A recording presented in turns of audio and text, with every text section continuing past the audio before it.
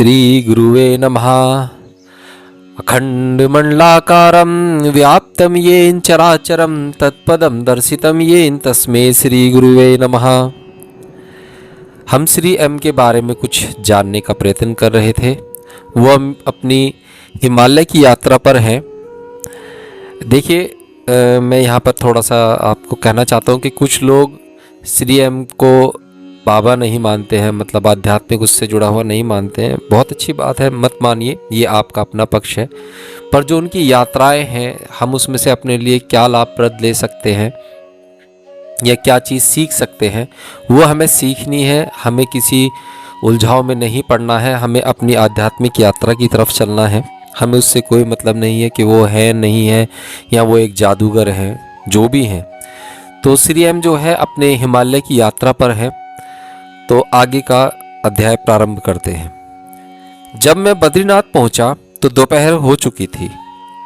नर नारायण पर्वत और हिमछादित नीलकंठ की झलक पाते ही और बद्रीनाथ मंदिर के पास वेग से बहती निर्मल अलकनंदा के दृश्यों ने कुछ क्षणों के लिए मेरे सारे मानसिक और शारीरिक कष्टों को धो डाला।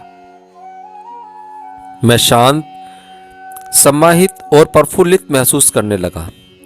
बद्रीनाथ में घूमने से पहले मैंने मंदिर के मुख्य पुजारी रावल जी से मिलने का निश्चय किया।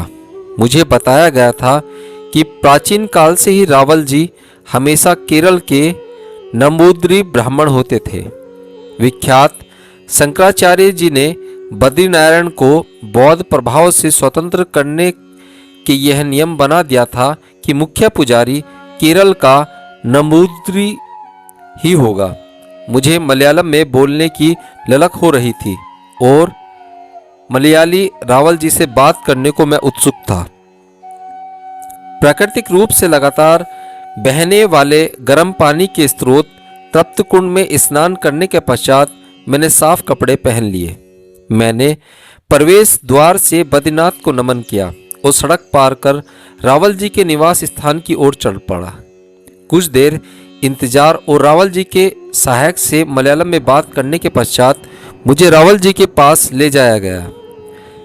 मैंने पता लगा लिया था कि उनका नाम केशव नंबूद्री था। रावल जी बहुत विनम्र, गोरे और खुश मिजाज थे। उनके साथ ज़्यादातर बातचीत मलयालम में कुछ इस प्रकार हुई। तुम्हारा नाम क्या है? शिव प्रसाद, मैंने कहा। मैं डर रहा था कि एक रूढ़िवादी नंबूद्री ब्राह्मण की क्या प्रतिक्रिया होगी अगर मैंने उसे अपना असली नाम बता दिया। तो तुम इतनी कम उम्र में यहाँ क्यों आए हो? मैंने अपनी आध्यात्मिक पिपासा के बारे में उन्हें बताया और यह भी कि कैसे मैं बचपन से ही साधु महात्माओं से मिलता रहा हूँ।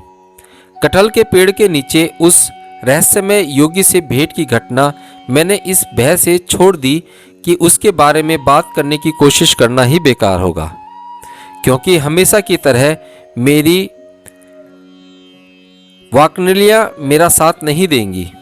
मैंने उन्हें बताया कि कैसे बचपन से ही मैं अत्यंत सम्मोहक रूप से हिमालय की ओर आकर्षित होता रहा हूँ और अब अपने आध्यात्मिक गुरु की खोज से आया हूँ। मैंने सुन रखा था कि अनेक महान योगी हिमालय में एकांतवास में रहते हैं। क्या वे मुझे किसी योगी के बारे में बता सकते थे? रावल जी दिल खोलकर हंसे। बेचारा, उन्होंने कहा, तुम्हें मालूम है कि बद्रीनारायण की स्थापना के लिए एक महान योगी को दूर दराज केरल से यहाँ आना पड़ा और तुम उसी केरल से उसी बद्रीनाथ के गुरु की तलाश में आए हो। वाह! खैर, मैं यहाँ किसी ऐसे व्यक्ति को नहीं जानता। वैसे साधु सन्यासी तो हैं ही जो पर्यटन काल में यहाँ आते हैं और कड़े जाड़े में वापस चले जाते हैं। हम भी नीचे जाकर जोशीमठ में रहने लगते हैं। बद्रीनाथ समुद्र तल से 11,000 फीट की ऊंचाई पर है और जाड़ों में यहाँ सब कुछ जम जाता है। मैंने सुना है कि कुछ रहस्यमय महात्मा व्यास गुफा और मुचकुंद गुहा जैसी जगहों में वर्ष पर्यंत रहते हैं, पर व्यक्तिगत रूप से मैं समझता हूँ कि ये केवल अफवाहें हैं जो बद्रीनारायण के जादुई प्रभाव को बढ़ा देती हैं। अगर तुम मार्गदर्शन चाहते हो तो बेहतर होगा तुम किसी वैदिक विद्वान की देखरेख में शंकराचार्य की पुस्तकें पढ़ो।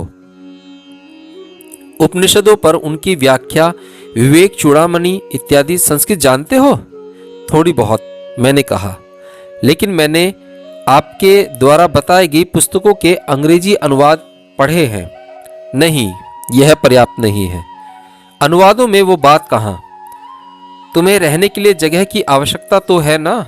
यह आवास बहुत सीमित है, लेकिन मैं तुम्हें अलकनंदा के पार एक छोटा कुटीर दिला सकता हूँ, जो यहाँ से ज़्यादा दूर नहीं है। दिन में 2 बार भोजन तुम यहाँ आकर कर सकते हो। अपने सहायक को मैं बता दूंगा। अगर तुम्हें भूख लगी है तो बाहरी कमरे में जाकर कुछ खा सकते हो। बद्रीनारायण की कृपा से प्रसाद की यहाँ कभी कमी नहीं होती। मेरी तो तुम्हें यही सलाह है कि कुछ दिन यहीं रहो, घूमो फिरो और फिर केरल वापस चले जाओ। आगे पढ़ो और हो सके तो भारतीय दर्शन शास्त्र में पीएचडी करो। माता पिता की देखभाल करो और सुखी जीवन बिताओ। कभी कभी तुम यहाँ आकर कुछ समय बिता सकते हो। अतः किसी गुरु इत्यादि की तलाश में अपना समय और शक्ति बर्बाद मत करो। हो सकता है तुम्हारा मोहभंग हो जाए, पर तब तक वापस लौटने के लिए देर हो चुकी होगी। मैं तुम्हें विशेष रूप से चेतावनी दे रहा हूँ, क्योंकि यहाँ पर कुछ नकली संत भी हैं जो शिक्षित युवा शिष्यों की तलाश में रहते हैं। तुम उनके लिए एक अच्छा शिकार हो। कुछ गांजा साधु भी तुम्हें मिलेंगे। अधिकांश साधु मादक द्रव्यों के व्यसनी हैं। मादक द्रव्य के प्रभाव में वे नज़ारे दिखाते हैं और जिसे तुम असली समझने लगते हो। तर्क रहना और प्लेग की तरह उनसे बचकर रहना। अब तुम कुछ खा लो, फिर मेरा सहायक तुम्हें तुम्हारा कुटीर दिखा देगा। मुझे बद्रीनारायण की सांझ की पूजा की तैयारी करनी है। मंदिर में आरती के लिए आ जाना, फिर उसके बाद हम कुछ और बात कर सकेंगे, ठीक है? मुझे केरल का अच्छा खाना खिलाकर पुल पार काली कमली वाले कुटीर में ले जाया गया। वहां से गरजती अलकनंदा को दिन रात देखना बहुत आनंददायी था। आरती के समय मैं नियमित रूप से मंदिर जाता और रावल जी के यहाँ खाना खाता। वे बहुत व्यस्त रहते थे। बहुत से लोगों से मिलना जुलना होता था, परंतु 2-3 दिन में एक बार वे मुझे अवश्य समय देते। उनसे मैंने बद्रीनाथ और आसपास की जगहों के बारे में काफ़ी जानकारी प्राप्त की। बद्रीनाथ केदारखंड में पड़ता है। माना जाता है कि यहाँ नर और नारायण ने तपस्या की थी। अलकनंदा नदी की घाटी में यह मंदिर उन्हीं नामों के 2 पर्वतों के बीच में स्थित है। यहाँ नहाने के 2 पवित्र घाट हैं। तृप्तकुंड गर्म पानी का स्रोत है और ब्रह्मकपाली। ऐसी मान्यता है कि यहाँ से बुद्ध की प्रतिमा को हटाकर आदि शंकराचार्य ने नारायण की मूल प्रतिमा को स्थापित कर बद्रीनारायण मंदिर की पुनः स्थापना की। कहते हैं कि मूल प्रतिमा को बौद्धों ने पुराने कुएं में फेंक दिया था। वैसे उनका कोई ऐतिहासिक प्रमाण तो नहीं है, परंतु एक समय में बद्री के बौद्ध केंद्र होने की संभावना को नकारा भी नहीं जा सकता, क्योंकि तिब्बत की सीमा यहाँ से पास ही है। अलकनंदा के किनारे किनारे 6-7 किलोमीटर दूर माना गांव है, जो भारत की भूमि पर अंतिम गांव है। इस गांव में तिब्बती मूल की जनजाति के लोग बसते हैं। बद्रीनाथ मंदिर के उत्तर में 2 किलोमीटर दूर एक शिला है, जिसे गौड़पाद शिला कहा जाता है। यह अलकनंदा के बाएं किनारे पर है और सुखदेव के शिष्य महान ऋषि गौड़पाद की स्थली है। कहा जाता है कि गौड़पाद ने मांडक्य उपनिषद पर अपनी टीका यही लिखी थी। ऐसा भी कहा जाता है कि शंकराचार्य की भेंट गौड़पाद से हुई थी और गौड़पाद ने ही उन्हें अपने टीका पर व्याख्या लिखने का काम सौंपा था।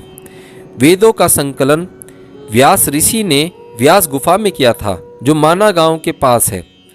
व्यास ऋषि को बद्रायण, वह व्यक्ति जो बद्री वृक्षों के वन में रहता हो, भी कहा जाता है। मुझे बताया गया कि ग्रीष्मकाल में अनेक पहुंचे हुए महात्मा व्यास गुफा व आसपास की अन्य गुफाओं में आकर रहते हैं। अलकनंदा नदी केशव प्रयाग में सरस्वती नदी से मिलती है। जो भूगर्भ में से एक सुरंग से निकलती है।